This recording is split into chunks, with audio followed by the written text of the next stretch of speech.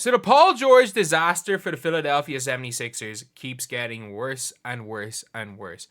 Every single time we hear about something, it gets worse for PG. So yesterday's game, they won. A huge game for Tyrese Maxey. And in fairness to PG, he's had a couple of okay games as of late. But yesterday's game, what happens? He goes and gets himself hurt. He goes and gets hurt and leaves a game at halftime with no mention of it. A zero mention. They did not mention anything about Paul George being injured. But yet, Paul George got injured and,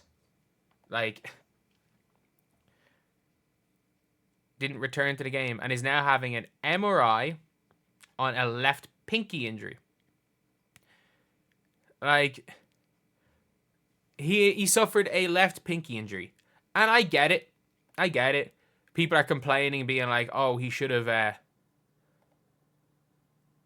he should 100% go and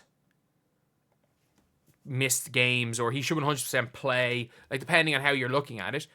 But the Sixers don't really need to win games. I think if the Sixers were going for a title, he's probably strapping those two fingers together. But,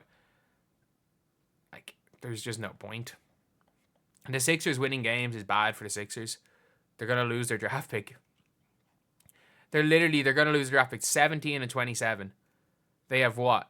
They're going to go and fuck about and make the play-in, aren't they?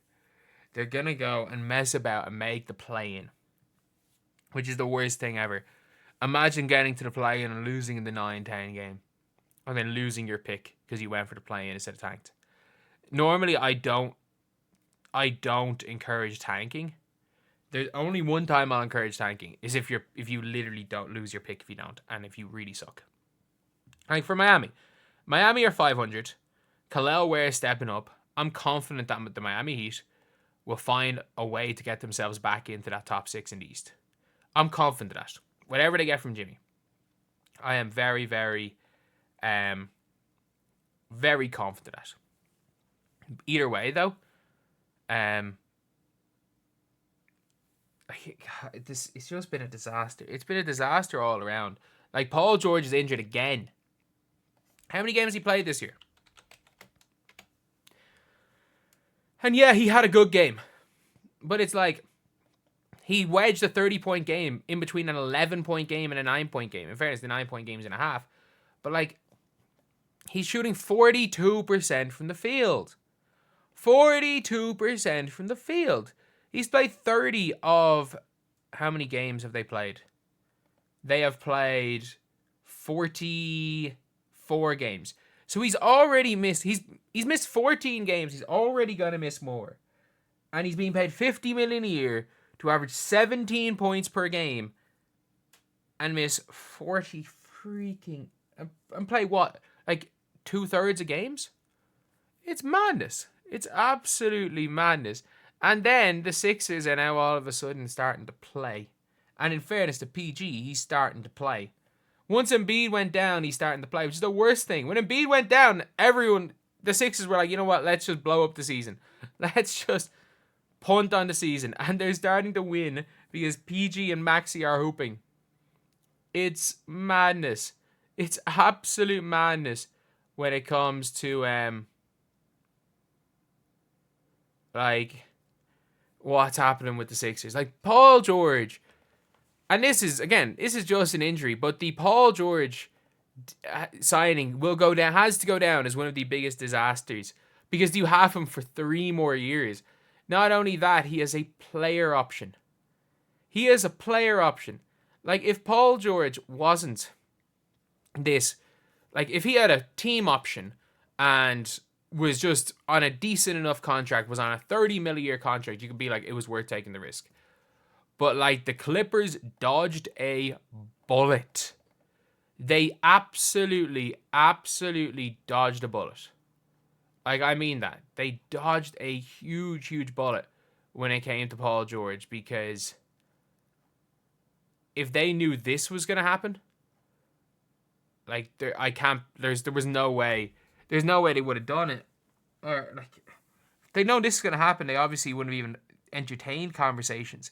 But like the Sixers knew this was going to happen. Like everyone said the Sixers won the offseason. Caleb Martin and Paul George. You never sign a free agent from two places. Back in the day, it used to be you never sign a free agent that thrived on the Spurs. You never sign, not even just free agent. You never sign a glue guy from the Spurs. Simple. You do not sign a glue guy from San Antonio. And right now, in today's game, you do not sign a glue guy from Miami, or you don't sign a glue guy who played with Jokic. And they sign a glue guy from freaking Miami. You do not sign a glue guy that played under Heat culture. These are system guys. Like for every Max Strus, there is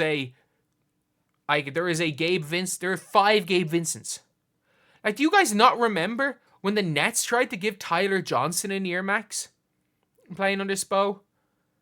Do you not remember when the Heat had to give Hassan Whiteside a max because of how well he did look in that system and how bad Hassan Whiteside was after that? Do you like? There are so many players that have looked good for Miami and have stunk elsewhere, and they've going for that and pandemic podcast playoff. And playoff P is not even a positive sign anymore. We got podcast P here. He's not playoff P anymore. He's not pandemic P. He's podcast P now. Like, he's actually going to release more videos in his podcast channel than games he plays this season. That is not a prediction. That will be a fact. He is going to upload more podcast videos, not full podcasts, but podcast videos, than games he plays. Like, I just cannot believe it. This experiment is really not working out well for Philadelphia, and I feel bad for Sixers fans because, like, Philly went all in. They really did go all in to try get Embiid one last championship, and then Paul George turns out to be one of the worst free agency signings we may have ever seen, while at the same time Joel Embiid develops Greg Oden knees over the offseason. Like, it has just been an absolute disaster for the Philadelphia 76ers. So yeah, let me know what you guys think in the comment section below. Do you guys agree? Do you guys disagree with this video right here? And as always, thank you guys for watching. Please like, comment, and subscribe.